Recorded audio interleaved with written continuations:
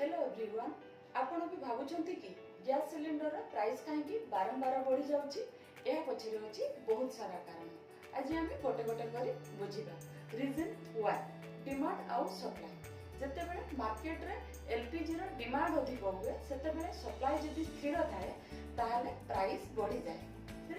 तो international crude oil price India बहुत LPG import करे जेते बेले वर्ल्ड मार्केट रे ऑयल प्राइस बढ़ी जाए सेते बेले इंडिया रे भी गैस प्राइस बढ़ी जाए। रीजन 3 गवर्नमेंट सब्सिडी जेते बेले सब्सिडी कम हो जाए सेते बेले कंज्यूमर को अधिक प्राइस देबा को पड़े।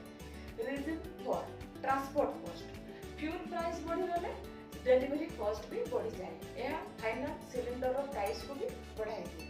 तेणु मन रखिए गैस प्राइस बढ़े केवल डिमांड पाई नुहे इंटरनेशनल मार्केट सब्सिडी और ट्रांसपोर्ट कॉस्ट भी एथिरे इंपोर्टेंट रोल प्ले करे। यह होची रियल इकोनॉमिक्स।